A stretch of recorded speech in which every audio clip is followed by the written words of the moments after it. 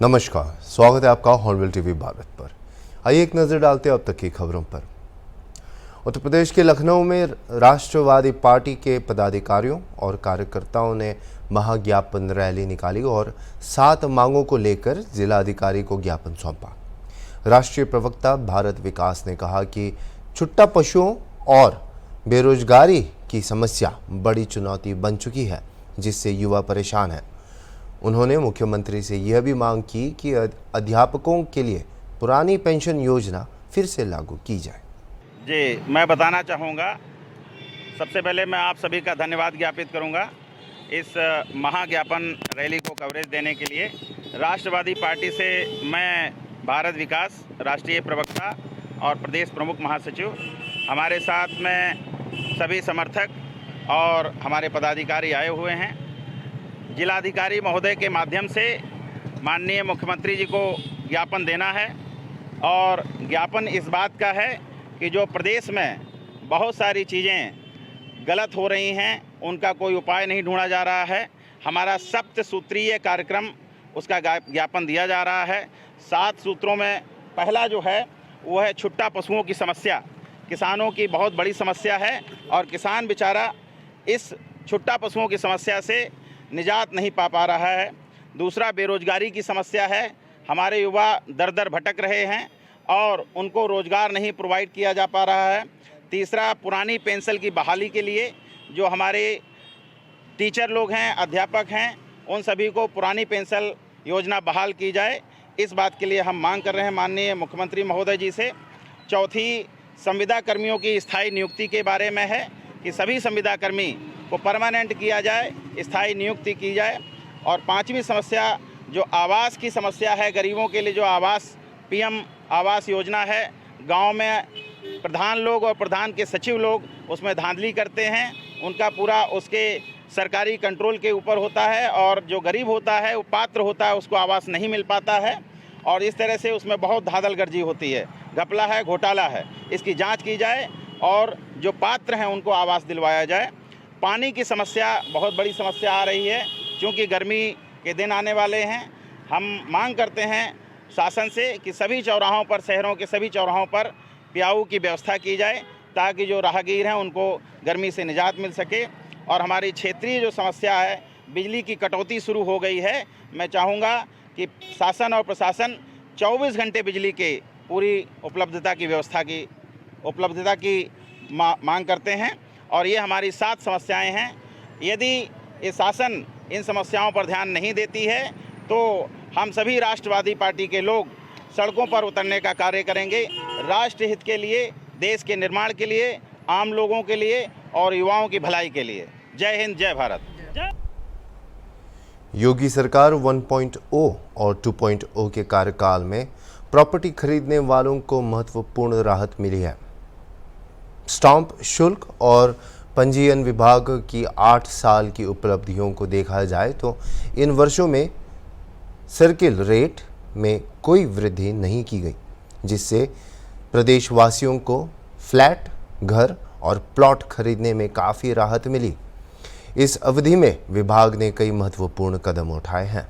वहीं वक्फ board bill को लेकर विपक्ष द्वारा किए गए हंगामे और विभाग की अन्य उपलब्धियों पर उत्तर प्रदेश सरकार के स्टाम्प शुल्क और पंजीयन मंत्री रविंद्र जायसवाल से हॉर्नबिल टीवी ने एक खास बातचीत की है।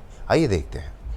उत्तर प्रदेश सरकार में मंत्री रविंद्र जायसवाल जी हमारे साथ, उनसे बात करें। सर, 8 साल में प्रदेश को स्टाम्प एवं शुल्क में क्या राहत मिली है? लगभग 3 तिगुना इनकम हुआ है। 2016-17 में स्टाम्प विभाग से में जो इनकम आती थी वो 11,000 करोड़ थे, 11,000 करोड़ हो गए। अब बढ़ते बढ़ते ये हो गया है 29,000 करोड़ हुआ है। बिना सर्किल रेट बढ़ाए, माननीय मुख्यमंत्री जी का मानना है कि मध्यम वर्ग को भी स्टाम्प का भार न हो और इस कारण से बिना सर्किल रेट बढ़ाए ये 29,000 करोड़ पहुँचा है। माननीय योगी जी के नेतृत्व में जो प्रदेश में लॉ एंड ऑर्डर अच्छा है, तो लोगों का फर्स्ट चॉइस हो गया है इन्वेस्ट करने का, रहने का, मकान खरीदने का, यूपी बन गया है। अच्छा, ऐसा 8 साल में ऐसा क्या रहा जो जिसे आप मानते बहुत बड़ी उपलब्धि रही आपके विभाग की? हाँ भाई, कह तो रहा हूँ कि कहाँ 11,000 करोड़, कहाँ 29,000 करोड़, तो लगभग तिगुना हुआ है। और जबकि 11,000 करोड़ जब मिला 16 में, तो हर साल सर्किल रेट बढ़ता था। बिना सर्किट रेट बढ़ाए हुए और कई छूट दिया गया है, उद्योग को छूट दिया गया, दान में छूट दिया गया है। इन छूट के अलावा अगर ये तिगुना हुआ है तो यह कमाल उत्तर प्रदेश के माननीय मुख्यमंत्री जी का है, यह कमाल विभाग के अधिकारियों का है। सब ने मिल कर के जनता को स्मूथ और उत्तर प्रदेश का लॉ एंड ऑर्डर का जो पहचान है, उस कारण से लोगों का, खरीदने वालों का, मकान खरीदने वालों का, प्लाट खरीदने वालों का, फ्लैट खरीदने वालों का पहला पसंद यूपी हो गया है। अच्छा, आने वाले समय में और क्या जनता को सौगात मिल सकती है? अभी आगे आने वाले दिनों में जनता के लिए हम लोग लगातार कई ऐसे नवाचार करने के प्रयास कर रहे हैं जिससे कि हमारा वर्क कल्चर भी अच्छा रहे और जनता को गला दबाकर टैक्स लेने की परंपरा के माननीय मुख्यमंत्री विरोधी हैं। उनको छूट भी मिलना चाहिए, हर आदमी का सियाना पूरा हो जाए, हर आदमी का मकान पूरा हो जाए, हर आदमी का प्लाट पूरा हो जाए, यहाँ पर लोग बसें, यहाँ पर रहें। इस पर वक्फ बिल को लेकर विपक्ष हंगामा कर रहा है, आखिरी सवाल क्या कहेंगे? यह कुछ वो लोग हैं जो मुसलमान भाइयों को इंसान कम मानते हैं, उनको अपना वोट बैंक मानते हैं और उनको लगता है कि मेरा वोट बैंक खराब हो रहा है और इस कारण से लोग उस पर गुमराह करने का प्रयास कर रहे हैं। आप रविंद्र जायसवाल जी थे जिनका साफ कहना है, जो 8 साल की उपलब्धियां बताई हैं और बताया कि 8 साल में जनता को कितनी राहत मिली है, मकान खरीदने से लेकर प्लॉट और या जो भी खरीदारी हुई है कितनी राहत मिली। आने वाले समय में और भी राहत मिल सकती है। और अगर वक्फ बिल की बात करें तो वक्फ बिल पर उन्होंने साफ कहा कि विपक्ष जो है जनता को गुमराह कर रहा है। वीडियो जर्नलिस्ट विजय के साथ अनूप चौधरी, हॉर्नबिल टीवी लखनऊ। पूर्व समाजवादी पार्टी के सांसद डॉक्टर एस.टी. हसन ने वक्फ बोर्ड संशोधन बिल पर सरकार की कड़ी आलोचना की। आरोप लगाते हुए कहा कि सरकार इस बिल के नाम पर मुसलमानों के साथ धोखा कर रही है। केंद्रीय मंत्री किरेन रिजिजू के बिल पर उकसाऊ टिप्पणियों पर कड़ी कार्रवाई की बात पर प्रतिक्रिया देते हुए डॉक्टर हसन ने इसे दमनकारी नीति बताया। उन्होंने सवाल उठाया कि क्या कोई शांतिपूर्वक अपने अधिकारों की मांग नहीं कर सकता। डॉक्टर हसन ने सरकार पर धोखाधड़ी का आरोप लगाया और कहा कि वक्फ संपत्तियों पर अतिक्रमण हटाने पर ध्यान केंद्रित करना चाहिए।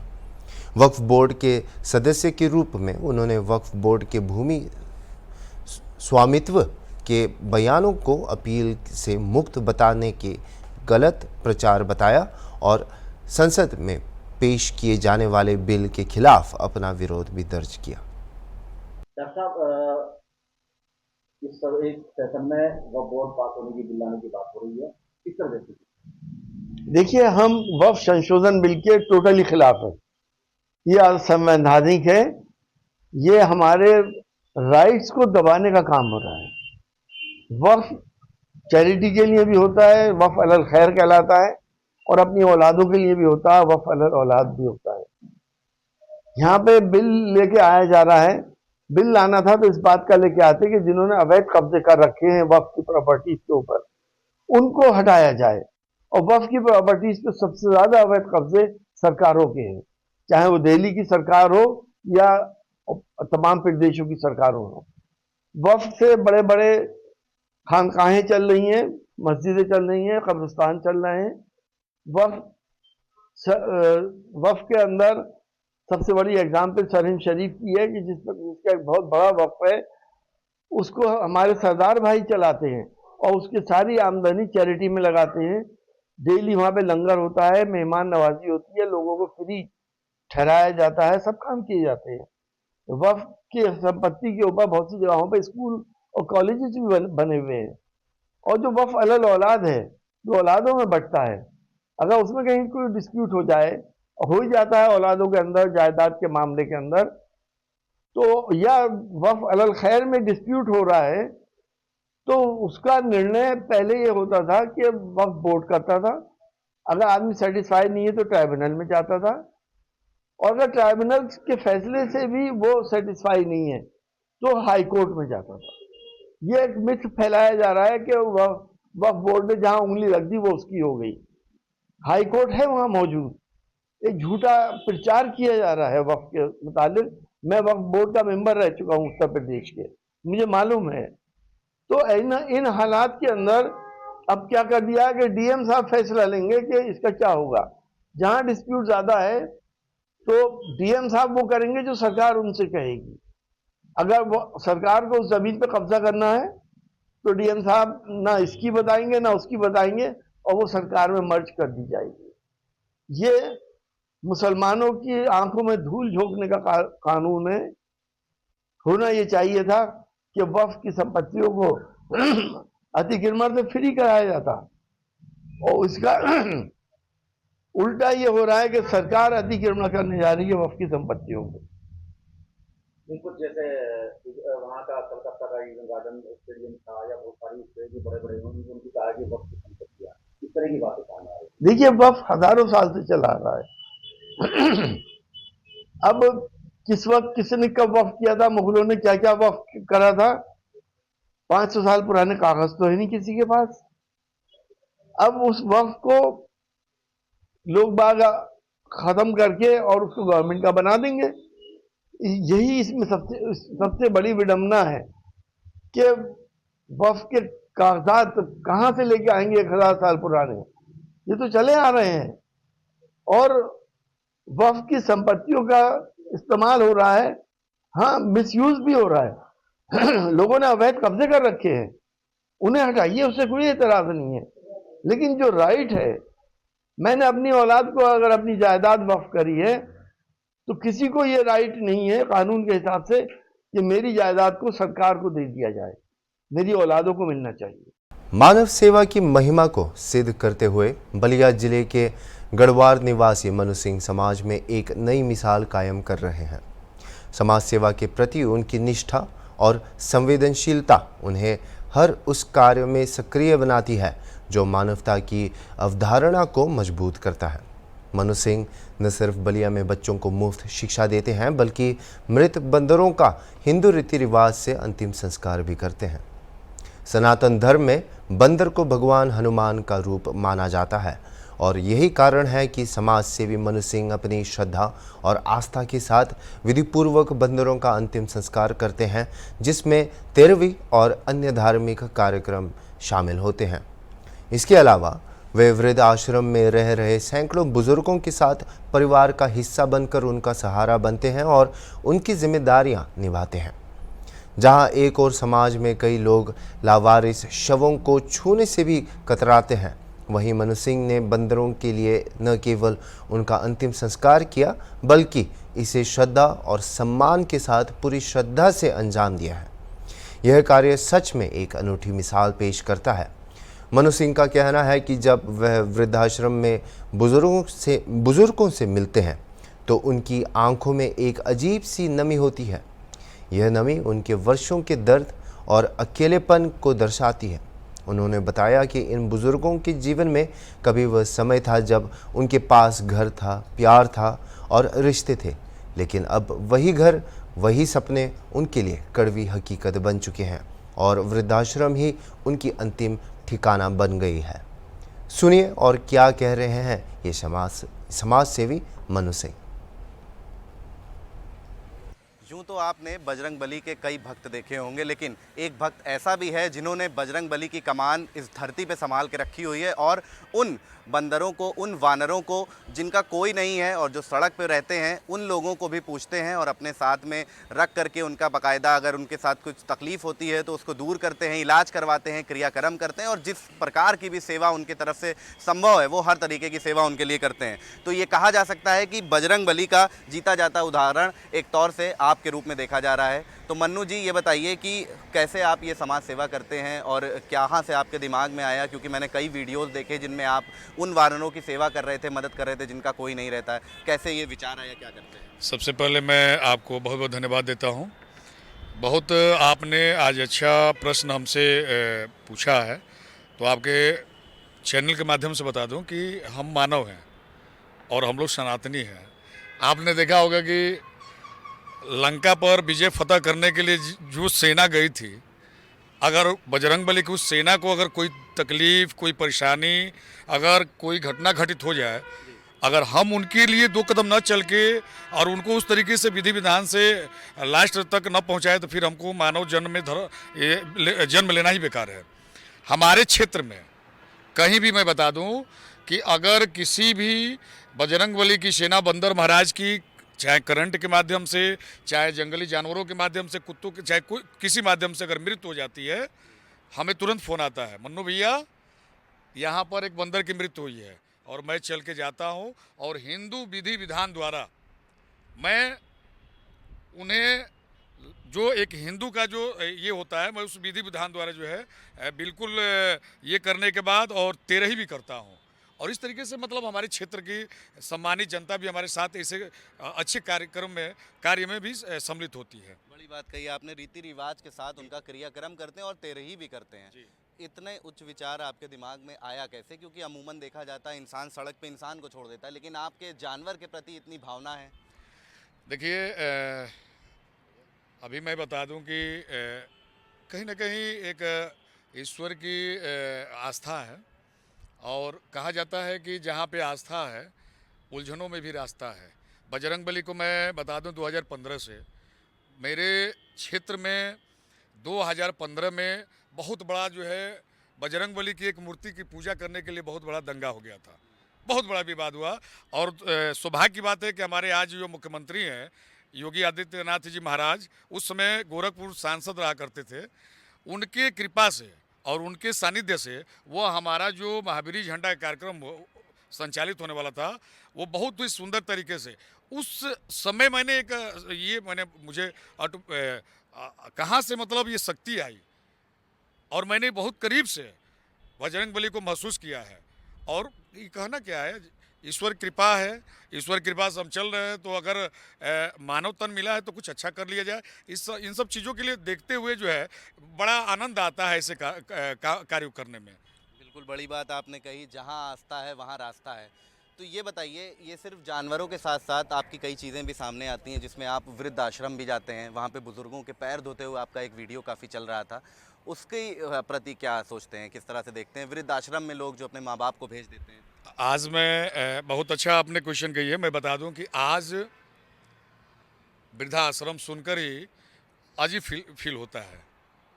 कहीं ना कहीं ये जो वृद्धाश्रम जो चल रहा है, हम भी अपने माता पिता के साथ रहे, हमारे माता पिता भी अपने माता पिता के साथ रहे, लेकिन हमें लगता है कि उनके माता पिता जो हमारे माता पिता है वो कभी वृद्धाश्रम का मतलब नाम नहीं सुने होंगे। इंग्लिश मीडियम स्कूल में पढ़ने वाले जो युवा साथी हैं, हमारे जो युवा बच्चे हैं, मैं अभी भी आपके माध्यम से निवेदन करना चाहता हूँ, जो भी छोड़ रखे हैं ना, लाख ऊंचाई पर चले जाइए। ये काल चक्र है, जैसा करोगे वैसा भरोगे। आज ये बताइए, जिन माता पिता को अपने परिवार के साथ रहना चाहिए, जिन अवस्था में हमारे यहाँ पे 60 से 70 ऐसे माता पिता हैं जिनकी बहू डॉक्टर है, लड़का मास्टर है, और वो माता पिता अपना जीवन व्यतीत कर रही हैं एक वृद्धाश्रम में। ये इससे बड़ा दुख की बात, मतलब मैं अब क्या बताऊं, इससे बड़ा दुख की बात कुछ हो ही नहीं सकता है। और मैं बताऊं कि प्रत्येक दिन संख्या बढ़ रही है। क्या मेरा यही इंग्लिश मीडियम विद्यालय है? क्या हमारे विद्यालय में यही शिक्षा दी जा रही है? तो मैं सारे विद्यालयों को भी बता देना चाहता हूं कि शिक्षा से बड़ा उनके विचारधारा, उनका अनुशासन क्या होता है, बच्चों को बताना जरूरी है। नहीं तो आने वाले समय में माता पिता और बच्चों का एक प्रेम क्या होता है, ईश्वर से प्रेम क्या होता है, हमें लगता है कि धीरे धीरे ये समाप्त हो जाएगा। इसलिए मैं आपके माध्यम से बता दूं कि जो वृद्धाश्रम चल रहा है, जिनके भी माता पिता है, प्रयास करें। गलतियां होती है, तमाम माता पिता है, जो भी बुराइयाँ गलतियाँ हो क्षमा करिए। इसलिए क्षमा करिए कि अगर वो नहीं होते तो हम कैसे होते। तो बहुत दुख होता है। आज जिले में मेरे ग्राम सभा गढ़वार के तपोभूमि पर ऐसा पवित्र धाम चल रहा है, मैं धाम कहता हूँ, जहाँ पर जीते जागते हमारे देवतुल्य माता पिता विराजमान है। और मैं हमेशा जाता हूँ अपने मित्रों के साथ। मेरे पास जितनी क्षमता है मैं उनके लिए सदैव समर्पित ही रहता हूँ। जी, बिल्कुल बड़ी बात आपने ये भी कही कि शिक्षा के साथ विचारधारा भी ज़रूरी है। आप भी एक स्कूल के प्रबंधक हैं, स्कूल संचालित करते हैं। आप अपने स्कूल में किस तरीके से बच्चों को शिक्षा देते हैं? और सबसे बड़ी बात यह निकल के आती है कि शिक्षा के साथ विचारधारा के लिए आपको क्या लगता है कि एक बच्चा जो अपने एजुकेशन पीरियड में रहता है उसका माइंडसेट उसी टाइम डेवलप होता है और बड़े होकर के वही उसका माइंडसेट रह जाता है। तो उनको आप किस तरीके की विचारधारा की और बच्चों के लिए क्या कहेंगे कि कैसी सीख रखनी चाहिए, और क्या उनको संदेश देंगे कि कैसे वो अपने माँ बाप के साथ इस तरीके का व्यवहार ना करें? देखिए, आज विद्यालय देखा जाए जिनकी संख्या काफ़ी बढ़ चुकी है। मैं किसी विद्यालय की आलोचना नहीं कर रहा हूँ, लेकिन निवेदन तो जरूर करूँगा। आप बच्चों को बुक पढ़ाते हैं, आप बुक पढ़ाते हैं, नोट्स तैयार करवाते हैं, लेकिन संस्कार नहीं बताते हैं। बिल्कुल, बड़े बड़े बस्ते दे दिए जाते बड़े बड़े बस्ते दे दिया जाता है। बच्चों का संस्कार जो होता है, शिष्टाचार जो होता है, और शिक्षा से बड़ी चीज अगर कोई है वो है संस्कार, शिष्टाचार। अगर यह दो चीजें बच्चों में समाहित नहीं है तो सारी शिक्षा, आज वही बच्चे हैं जो बड़े बड़े पद पे जा रहे हैं, लेकिन वो सारा धन, वो सारा शिक्षा, वो सब बेकार है। क्योंकि जिन्होंने जन्म दिया, जिन्होंने पाला, और मेरे भी माता पिता हैं, हम एक समय था कि हम लोग एक टाइम भोजन करते थे, सुबह मिलती थी, शाम को मिलेगी कि नहीं। आज मेरी माँ नहीं है और पिताजी हैं। मैं बहुत भाग्यशाली हूँ कि मतलब उस तरीके से पिताजी हमें मिले। और आज मैं उन सभी बच्चों से कहना चाहता हूँ आपके मीडिया के माध्यम से कि सारी शिक्षा, सारी दीक्षा, सारा आपकी पढ़ाई बेकार है अगर आपको अपने माता पिता को वृद्धाश्रम में रखना पड़े। मैं बता दूं कि वैसे माता पिता जिन्होंने आपको जन्म दिया, जिन्होंने आपको पाला, आधा पेट माता पिता भोजन करते नहीं थे, लेकिन अपने बच्चे के लिए सदैव समर्पित रहकर और आपको सदैव आपकी ऊंचाई के लिए वह माता पिता दिन रात मेहनत करके आपको भेजने का काम किए।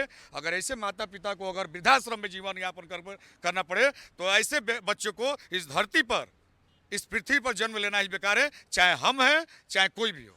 हम हमेशा बताते हैं। इसलिए जो भी इंग्लिश मीडियम, हिंदी मीडियम के जो बच्चे, मैं निवेदन करना चाहता हूं आपके माध्यम से, शिक्षा प्राप्त करें, बधाई के पात्र, आप अपने विकास की तरफ प्रोग्रेस करें, लेकिन अपने माता पिता का कभी साथ न छोड़ें। आप निस्वार्थ भावना से समाज सेवा करते हैं, स्कूल का भी संचालन करते हैं। कई बच्चे आपके स्कूल में फ्री में भी शिक्षा ग्रहण कर रहे हैं जो कैपेबल नहीं है फीस देने के लिए। उसके साथ साथ आप वृद्धा आश्रम भी जा रहे हैं और ये बंदरों के और जानवरों के प्रति भी आपका अलग एक स्नेह है। ये तमाम चीज़ों को देखते हुए आप कभी किसी सरकार के पास या किसी गवर्नमेंट वाली चीज़ से आपने कभी कोई मदद नहीं मांगी? कैसे अपनी ही तरफ से करते हैं, कैसे मैनेज करते हैं, क्योंकि आपका खुद का भी व्यक्तित्व है, अपना भी जीवन यापन करना है, कैसे इन सारी चीज़ों को मैनेज करते हैं? देखिए, बहुत बड़ी बात आपने कही। आज तक चूँकि मैं एक मतलब मैं समाज सेवा में के साथ साथ एक पॉलिटिक्स में भी जुड़ा हूँ। मैं भारतीय जनता पार्टी में आज भी प्रधानमंत्री जल कल्याण योजना सामान्य का जिलाध्यक्ष भी हूँ। आज तक मैं बता दूँ, कोई भी इस तरीके से कार्य करने जाता हूँ, मेरे पास धन कहाँ से आता है, कौन दे जाता है। हमारे जितने विरोधी हैं वो खुद परेशान रहते हैं, लेकिन हमें लगता है कि सारी चीज़ें हमारे हृदय में हैं। जो इस प्रकार की मैं सोच रखता हूँ, कोई कार्य रुकता नहीं है। प्रत्येक वर्ष मैं अपने क्षेत्र में, ऐसे भी माता पिता हैं, ठंड के मौसम में एक गर्म वस्त्र लेने की क्षमता नहीं होती है, वो ठंड में ठिठुर जाते हैं। कोई समाज सेवी जाता नहीं है, केवल कब, जब चुनाव आता है तब। लेकिन आपका मैं बता दूं मीडिया का कि यह गरीब घर का एक बेटा जिसने गरीबी देखा है, जो लाचारी देखा है, वैसे माता पिता की सूची बनाकर और अपने तरफ से, अपने सम्मानित मित्रों की तरफ से वैसे माता पिता को सदैव प्रत्येक वर्ष 501 कंबल में वितरण करता हूँ। अभी गर्मी का मौसम आ रहा है, वैसे भी माता पिता हैं जिनके पैर में इतनी तापमान बढ़ेगी, सड़कों पे चलना मुश्किल हो जाएगा, तो पैर में छाले पड़ जाते हैं। ऐसे भी गरीब लोग हैं, माता पिता जिनके चप्पल लेने के पैसा नहीं है, तो हम किसी की मदद नहीं लेते हैं, उनको देते हैं। मैं 100 रुपये कमाता हूँ, 50 रुपये उन माता पिता के लिए, 50 रुपये में अपना काम चल जाता है। उसी में हनुमान जी का हमारा भी सेवा सत्कार है, उसमें भी उनका भी चल जाता है, तो वही सब देते हैं। और किसी भी सरकार से आज तक, चाहे हमारे बड़े बड़े हमारे मंत्री विधायक भी हैं, आज तक मैंने कभी ना कभी कोई हेल्प मैंने खुद नहीं मांगा है। ये हमारी गलती है या हमारा विचारधारा है, ये हमारे ऊपर डिपेंड करता है। हमने कुछ मांगा नहीं है, लेकिन कुछ रुकता भी नहीं है, सब हो जाता है, सब ऊपर वाली कृपा से। स्कूलों के लिए तो तमाम तरीके की योजनाएं चला रही सरकार, क्या स्कूल से भी रिलेटेड संबंधित आपको कोई मदद नहीं मिलती? नहीं, आज तक तो नहीं मिली है, लेकिन मैं निवेदन जरूर करूंगा आपके माध्यम से कि मैं ऐसा विद्यालय चलाता हूं कि जिसमें मिडिल क्लास के बच्चे हैं। आज भी कोरोना काल में मैंने बताया था, इसके पूर्व में जो अति गरीब हैं, मैं एडमिशन लेता ही नहीं, कभी नहीं लेता हूँ। और ये मैंने जब पहली बार ये चीज़ें प्रारंभ किया, एडमिशन फ्री, रीएडमिशन फ्री, तो हमारे देखने के बाद कई विद्यालयों का विचारधारा जो है अब धीरे धीरे बदल रहा है, तो प्रारंभ मैं किया हूँ। और आज भी मैं बता दे रहा हूँ कि ऐसे माता पिता हैं जिनके बच्चे पढ़ना चाहते हैं इंग्लिश मीडियम स्कूल में, जिनके जो बच्चे पढ़ना चाहते हैं जिनके माता पिता नहीं हैं, तो मैं आज भी फ्री में बुक, शुल्क फ्री, और मैं सदैव उन बच्चों के लिए समर्पित हूँ क्योंकि हमने सब कुछ इन चीज़ों से गुजरा हूँ तो मैं जानता हूँ। जी, धन्यवाद बातचीत के लिए। तो मनु सिंह जी थे हमारे साथ में, एक बड़े समाज सेवी के रूप में ये उभर के आ रहे हैं सामने, और बलिया में इनका स्कूल भी संचालित होता है। साथ साथ ये जानवरों के प्रति अलग स्नेह रखते हैं, और इन्होंने जिस तरह से बताया कि जो मृत वानर हैं, चाहे किसी भी कारण से हो, चाहे सड़क पे हो, चाहे कहीं भी इनको मिले, उसकी ये मदद करते हैं। और सबसे बड़ी चीज़ ये समाज को एक गहरा संदेश दे रहे हैं। इनका कहना है कि जहाँ आस्था है वहीं रास्ता है। तो कुछ इस कथन के साथ मनु जी ने हमसे बातचीत करी है। वीडियो जर्नलिस्ट अनिल सैनी के साथ अशरफ सार, हॉर्नबिल टीवी, बलिया। अभी के लिए इतना ही, और खबरों के लिए आप देखते रहिए हॉर्नबिल टीवी।